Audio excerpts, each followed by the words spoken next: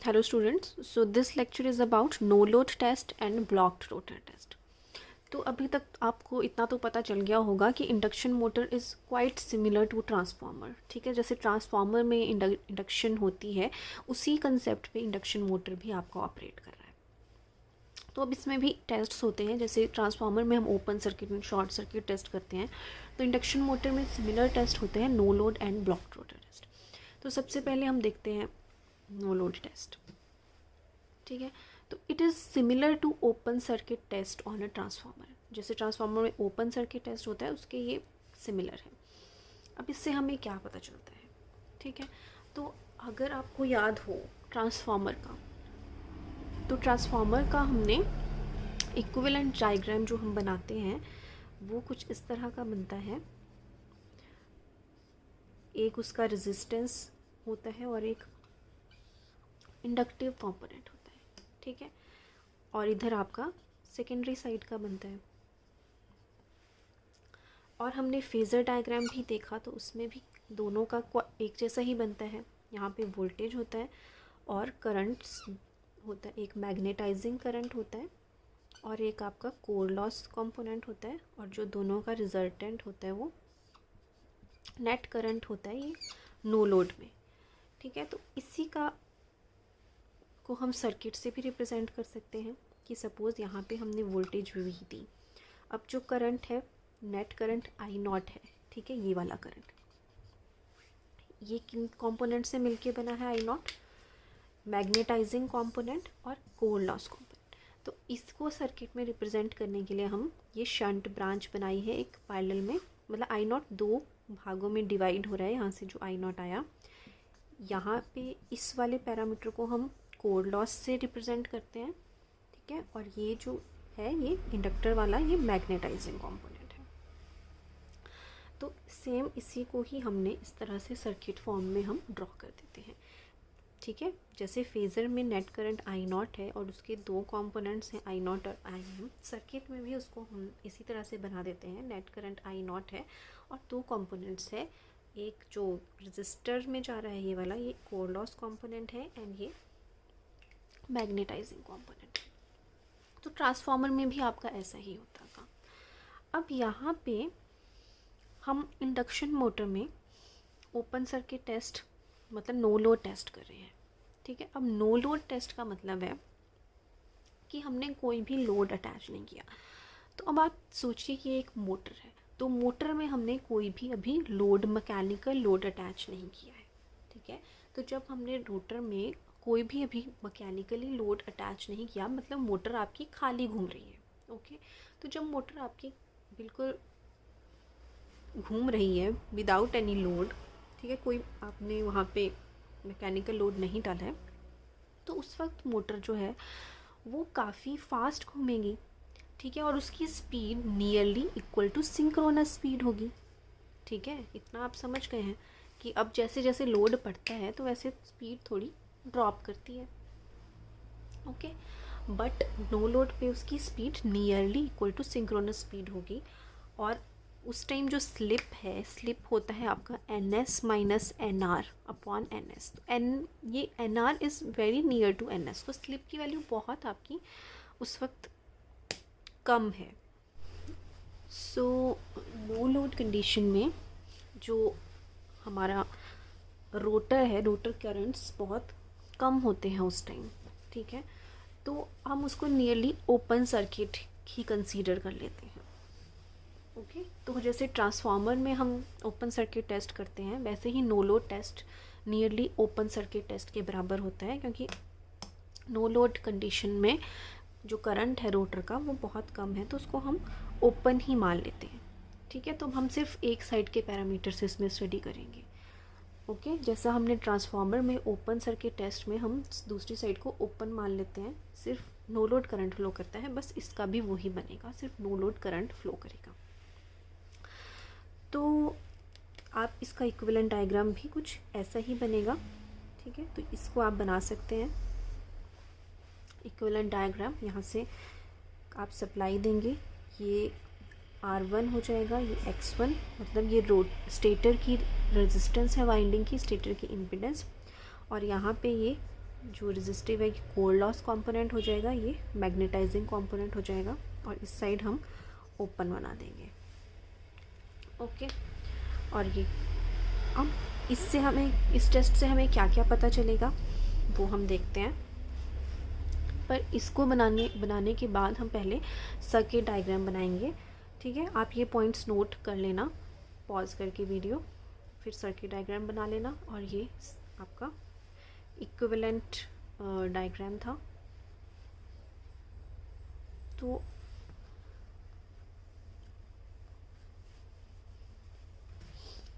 अगर यहाँ से 3 फेज सप्लाई हम देंगे, ठीक है, और यहाँ पे हमारा इंडक्शन मोटर है।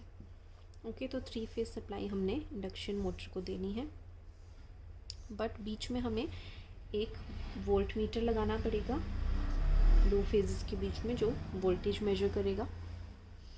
एक एमीटर लगेगा, ठीक है, जिससे हमें नो लोड करंट पता चलेगा। और अब 3 फेज़ में हमें अगर पावर निकालनी है तो आपने मेजरमेंट्स में पढ़ा होगा कि 2 वाट मीटर मेथड यूज़ करते हैं। ठीक है, 2 वाट मीटर्स हम लगाते हैं और उसका एक फेज़ के साथ वो कॉमन होती है, और उन दोनों का सम हमें टोटल पावर बताता है। तो वाट मीटर में 2 कॉइल्स होती हैं, करंट कॉइल होती है और एक प्रेशर कॉइल होती है। तो मैं वो ड्रॉ कर रही हूँ। सिमिलरली दूसरा वाट मीटर इधर बना देंगे, ये उसकी करंट कॉइल एंड दिस इसकी प्रेशर कॉइल आ जाएगी, और ये इस फेज़ के साथ कॉमन हो जाएंगे। और आप मार्किंग भी कर सकते हैं, इसको M कहते हैं। ठीक है, ये वाला L होता है वाट मीटर में जो, और यहाँ पे C होता है, और ये इसको हम वोल्टेज पॉइंट कहते हैं। M और C शॉर्ट करते हैं, वैसे यहाँ पे कर सकते हैं हम, यहाँ पे M ले सकते हैं इसको। ठीक है, ये C है, ये L, ये V। ये मार्किंग आपकी मर्ज़ी है, पर इस तरह से नॉर्मली मार्किंग रहती है आपके वाट मीटर में। तो अब जो टोटल पावर होती है वो दोनों का सम होता है। ओके, तो अब हम इस सर्किट डायग्राम से क्या क्या मेजर कर सकते हैं। देखो, एक तो हमें नो लोड करंट पता चल रहा है। ठीक है, नो लोड हमें करंट पता चल रहा है इस टेस्ट से, और हम पावर फैक्टर भी निकाल सकते हैं कैलकुलेशन से, नो लोड पावर फैक्टर कितना है। ठीक, तो एक पॉइंट ये लिखना है हमने। एक हमें पता चलता है shunt parameters of induction motor. तो हमने अभी ड्रॉ किया उसका डायग्राम इक्विवेलेंट, जो कुछ इस तरह का था। ठीक है, ओपन सर्किट में। तो ये जो शंट ब्रांच है, ठीक है, आई नॉट करंट जो 2 करंट्स में डिवाइड हो रहा है, कोर लॉस और मैग्नेटाइजिंग कंपोनेंट, तो हमें इनकी वैल्यू भी पता चल सकती है, आर और ये एक्स नॉट जो है। ठीक है, तो ये शंट ब्रांच के पैरामीटर्स हम इससे निकाल सकते हैं इस टेस्ट से। और थर्ड पॉइंट है कि हम स्टेटर वाइंडिंग लॉसेस। ओके, तो अब एक बात ध्यान है देने की है कि ट्रांसफॉर्मर में तो हमने जो ओपन सर्किट टेस्ट था उससे हमने कोर लॉस फाइंड किए थे, अगर आपको याद होगा तो, क्योंकि वहाँ पे जो नो लोड करंट था ट्रांसफॉर्मर में वो बहुत कम होता है, 2 to 4% होता है। ये हम पिछली वीडियो में भी डिस्कस कर चुके हैं। पर इंडक्शन मोटर में जो नो लोड करंट है वो पर ज़्यादा होता है, इट इज़ 30% तक भी हो सकता है ये। ठीक है, तो ये ज़्यादा है क्योंकि एयर गैप है, एयर गैप की वजह से वो ज़्यादा करंट ड्रॉ करता है। ठीक है, एज़ कम्पेयर टू ट्रांसफार्मर। तो करंट ज़्यादा है, तो अब ट्रांसफार्मर में तो करंट बहुत कम था, तो जो I2R लॉसेस थे, ठीक है, उनको हमने इग्नोर कर लिया था क्योंकि करंट बहुत ही कम था। तो जो भी पावर थी वो हम कोर लॉसेस के इक्वल कर देते थे। पर यहाँ पे क्या होगा, इधर पे अब आप इग्नोर नहीं कर सकते हैं क्योंकि करंट ज़्यादा है। तो इससे हमें स्टेटर के वाइंडिंग लॉसेस, मतलब स्टेटर में जितने I2R लॉसेस हो रहे हैं वो भी पता चल जाएंगे। हमें फ्रिक्शन एंड विंडेज लॉसेस भी इससे कैलकुलेट होते हैं, क्योंकि मोटर रन तो कर रही है, नो लोड पे कर रही है, तो उसमें फ्रिक्शन तो है, और विंडेज, विंड के कारण जो ऑपोजिशन जो विंड देती है उसके कारण जो रेजिस्टेंस हो रही है उसके कारण जो लॉसेस हैं वो भी हम कैलकुलेट कर सकते हैं। और दूसरा है, हम इसमें कोर लॉसेस भी कैलकुलेट कर सकते हैं। तो बेसिकली स्टेटर के winding losses, friction losses and core losses हम इससे कैलकुलेट कर सकते हैं। ठीक है। और ये पैरामीटर्स हम फाइंड कर सकते हैं, शंट ब्रांच के parameters, no load current find कर सकते हैं और उसका पावर फैक्टर निकाल सकते हैं। तो अब हम कैलकुलेशंस पार्ट देखते हैं। जो पावर इनपुट है स्टेटर की, वो हमें क्या क्या बताएगा, स्टेटर के कोर लॉस, स्टेटर का copper loss and friction and windage loss, इन सब का एडिशन। ठीक है। तो सबसे पहले हम लिखते हैं कि जो नो लोड करंट है, ठीक है, वो एमीटर की रीडिंग हमें बता देगी। आई नॉट हमने नोट कर लिया। ठीक है। और लाइन वोल्टेज जो है that is equal to V, ये हो जाएगा वी। ओके, वोल्ट मीटर की रीडिंग। अब जो हमें दोनों, हम अगर वॉट मीटर की रीडिंग को ऐड कर दें, ठीक है, W1 प्लस W2 जो है वो हमें टोटल इनपुट पावर बता देगा। ठीक है। Addition of watt meter readings is equal to input power. Okay. So 3 phase में जो इनपुट पावर है वो किसके बराबर होती है, वैसे मैथमेटिकली उसका फॉर्मूला होता है √3, ठीक है, VL/IL cos of theta, power का फॉर्मूला। और इस केस में किसके बराबर हो जाएगा, ये वोल्टेज की, आपको पता है हम कैलकुलेट, वोल्ट मीटर की रीडिंग V है, लाइन वोल्टेज, और जो करंट है उस टाइम वो नो लोड करंट है, और पावर फैक्टर भी आपका नो लोड पावर फैक्टर है। तो इन ये चीज़ें हमें पता है, V भी पता है, I भी पता है, कॉस ये हमें कैलकुलेट करना है अभी। ठीक है, ये तो हमें इन दोनों से पता चल गया। और इनपुट की वैल्यू भी हमें पता है, ये W1 प्लस W2 के बराबर है। तो यहाँ से हम कॉस थीटा निकाल सकते हैं।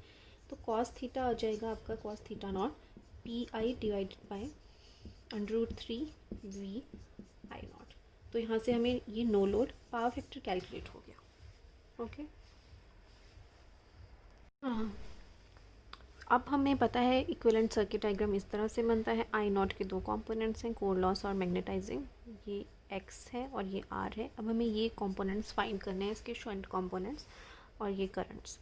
तो इसका फेजर डायग्राम कैसे बनता है, ये वोल्टेज है, यहाँ पे मैग्नेटाइजिंग कंपोनेंट होता है, ये कोर कंपोनेंट होता है, और इनका रिजल्टेंट जो होता है वो हमारा आई नॉट होता है। और ये power factor angle theta naught तो हम कैलकुलेट कर चुके यहाँ से। ठीक है, थीटा नॉट आ जाएगा कॉस इनवर्स ऑफ करके। तो यहाँ पे अब IC किसके बराबर हो जाएगा, इस डायग्राम से देखो आप, I nought cos of theta nought है ये। ठीक है, ये थीटा वाली साइड जो होता है वो कॉस कंपोनेंट होता है, तो ये I nought cos of theta nought है IC, और IM है I nought sine of theta nought. ठीक है, तो अब हमें थीटा नॉट पता है, तो दोनों कंपोनेंट्स कैलकुलेट हो जाएंगे। तो कोर लॉस कंपोनेंट हम बोल सकते हैं IC is equal to I nought cos of theta nought, and magnetizing component जो है that is equal to I nought sine of theta nought. So अब आपको ये भी पता चल गया, IC भी कैलकुलेट हो गया, IM भी कैलकुलेट हो गया, और वोल्टेज हमें पता है, तो हम R निकाल सकते हैं। ठीक है, तो निकाल लेंगे हम जो नो लोड रेजिस्टेंस है R, that is equal to voltage हमें पता है V अपॉन वहाँ का करंट IC, तो ये R आ जाएगा।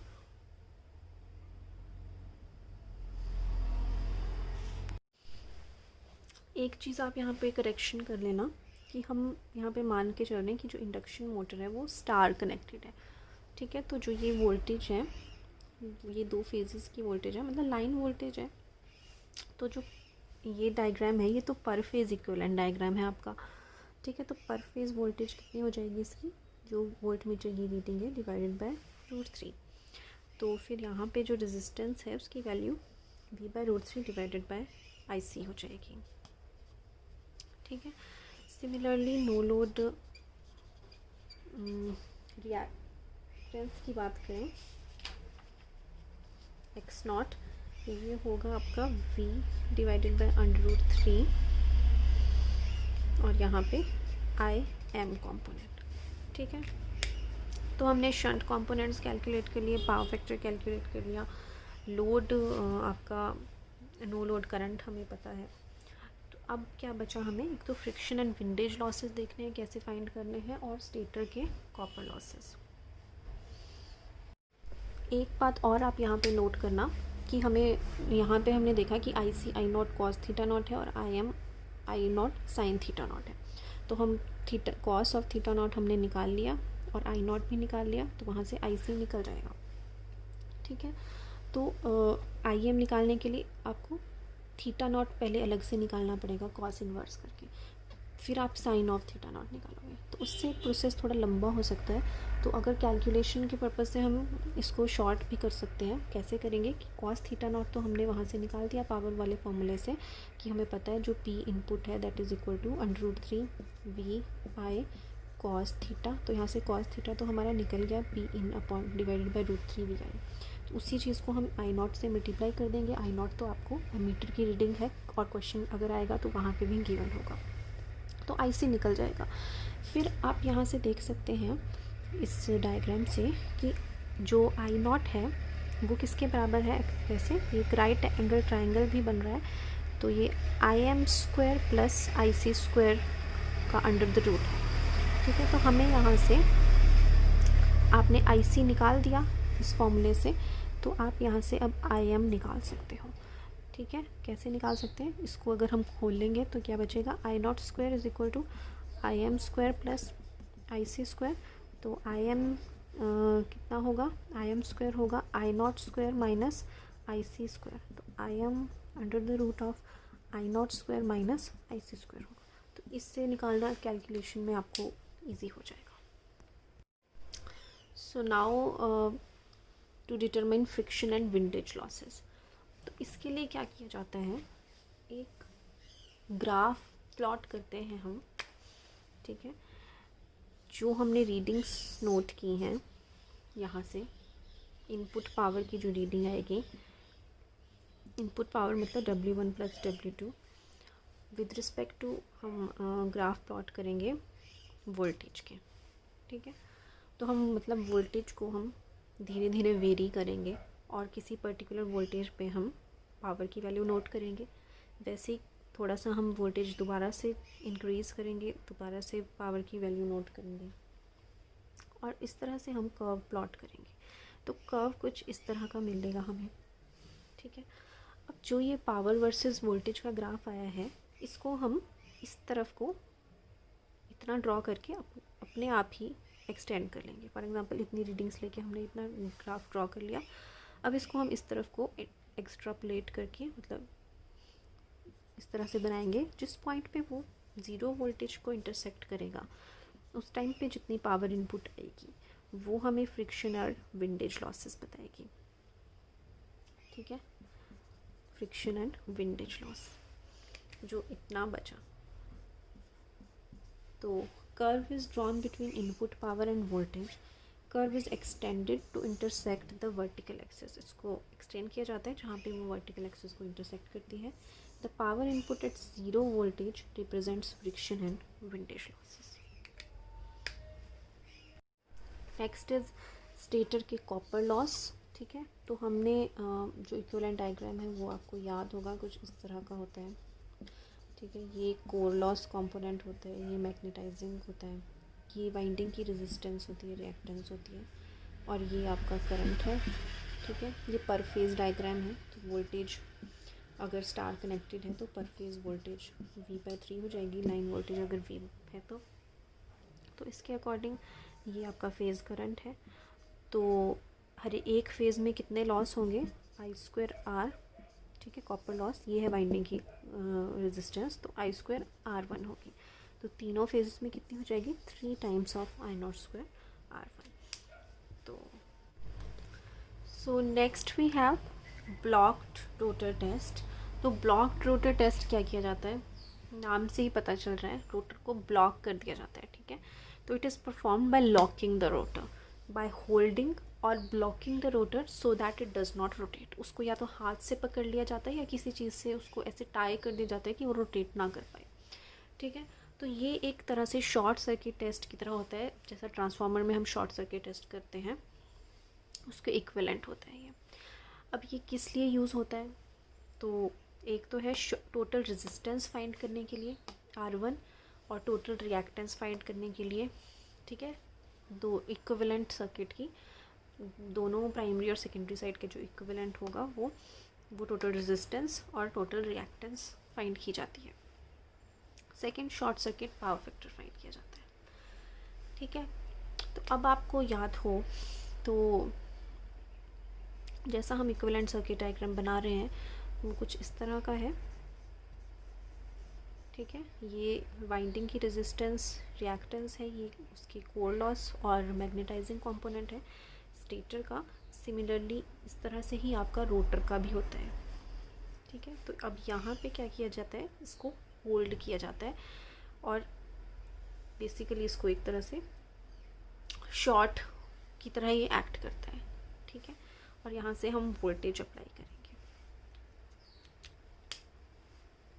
तो उस टाइम जब आप होल्ड करोगे रोटर को, तो अब वहाँ पे कोई मैकेनिकल पावर तो डेवलप होगी नहीं, ठीक है, बिकॉज आपने उसको मैकेनिकली रोटेट ही नहीं करने दिया, तो फ्रिक्शन एंड विंडेज लॉसेस होने का तो सवाल ही पैदा नहीं होता। दूसरी बात कि जो भी पावर इनपुट हो रही है वो सारी की सारी आपकी सर्किट में लॉस की फॉर्म में ही अपीयर होगी, क्योंकि मैकेनिकल पावर कुछ भी डेवलप नहीं हो रही है, ठीक है। और यहाँ पे जो इस कंडीशन में कोर लॉसेस जो होते हैं, आयरन लॉसेस जो होते हैं आपके, वो नेग्लिजिबल होते हैं, ठीक है, इसके कंपैरिजन में, क्योंकि शॉर्ट सर्किट में जो भी रीडिंग देगी, नो डाउट उसमें आयरन लॉसेस भी ऐड होंगे, बट वो बहुत नेग्लिजिबल होते हैं, तो उसको हम इग्नोर कर देते हैं जैसे हम ट्रांसफार्मर में करते थे। तो बेसिकली यहाँ से हमें जो इक्विवेलेंट सर्किट बनेगा ये आपको इग्नोर करके ये मिलेगा, ठीक है। रेजिस्टेंस आपकी प्राइमरी और स्टेटर की रेजिस्टेंस और रिएक्टेंस और रोटर की रेजिस्टेंस और रिएक्टेंस, ठीक है, रेफर टू स्टेटर वाली साइड। तो ये आपको इस तरह से इक्विवेलेंट इसका डायग्राम मिलेगा। तो अब यहाँ से किया कैसे जाता है इसको, सो कैसे करेंगे इसको, वोल्टेज इज़ वेरीड ग्रेजुअली, धीरे धीरे वोल्टेज को बढ़ाया जाता है जैसे ट्रांसफार्मर में करते हैं, और तब तक बढ़ाया जाता है जब तक फुल लोड करंट फ्लो नहीं करता, ठीक है। इसका जो कनेक्शन डायग्राम है वो सिमिलर है जैसा हमने पिछले केस में किया था। 3 फेज सप्लाई है और इस तरह से हम इधर इंडक्शन मोटर को देंगे और इधर एमीटर है, वोल्ट मीटर कनेक्टेड है और 2 वाट मीटर कनेक्टेड है, ठीक है। तो यहाँ पे हम वोल्टेज को धीरे धीरे इंक्रीज़ करेंगे, ठीक है, थ्रू वेरिएक, और एमीटर में हम करंट देखेंगे। तो जब करंट फुल लोड करंट के बराबर हो जाएगा, फुल लोड करंट आपकी मशीन पे मेंशन होता है और रेटेड करंट के बराबर जब करंट फ्लो कर जाएगा, ठीक है, तब तक हमें वोल्टेज बढ़ानी है।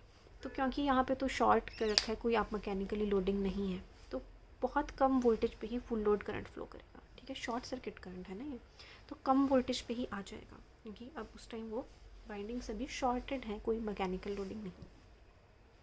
तो ये है कि voltage is varied gradually starting from zero, तब तक बढ़ाना है उसको जब तक फुल लोड करंट फ्लो ना करे, ठीक है। तो जो पिछला टेस्ट था वो हम रेटेड वोल्टेज पे करते हैं और रेटेड फ्रीक्वेंसी पे करते हैं, नो लोड टेस्ट, और ब्लॉक रोटर टेस्ट हम रेटेड करंट पे करते हैं, ओके।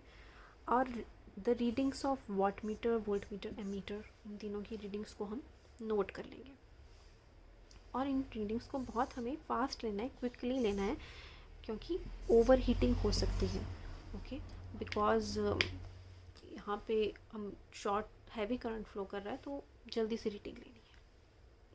अब आगे इसका हम कैलकुलेशन पार्ट देखेंगे।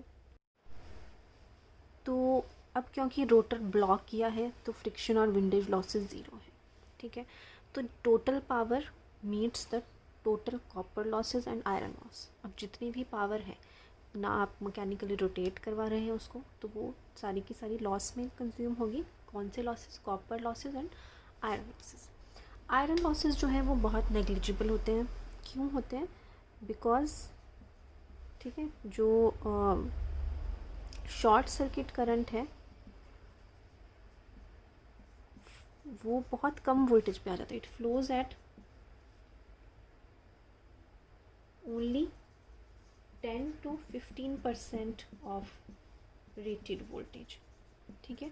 जब आप धीरे धीरे वोल्टेज को बढ़ाएंगे तो 10 to 15% जब होगा वो, ठीक है, तभी शॉर्ट सर्किट करंट फ्लो हो जाता है।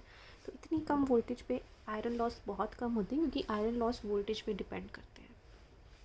तो आयरन लॉस ज़ीरो के करीब करीब होंगे। तो जो भी आपके वॉट मीटर्स की रीडिंग होगी हम उसको कॉपर लॉस के इक्वल मान लेते हैं, ठीक है। We know that short circuit जो पावर है वो दोनों का सम होगा, दोनों वॉट मीटर्स जो हमने लगाए हैं। तो दोनों वॉट मीटर्स का सम से हमें ये तो पता चल गया, ओके। और इसकी वैल्यू हम मैथमेटिकली हम जानते हैं किसके बराबर होता है, √3 VL IL cos theta short circuit. तो एमीटर से आपको ये पता चल जाएगा आई शॉर्ट सर्किट, और वोल्ट मीटर से आपको ये लाइन वोल्टेज पता चल जाएगी, ठीक है। तो यहाँ से हमें पावर फैक्टर हम निकाल सकते हैं। पी शॉर्ट सर्किट हम ऑलरेडी W1 + W2 से निकाल चुके हैं। तो कॉस थीटा शॉर्ट सर्किट कितना हो जाएगा, दिस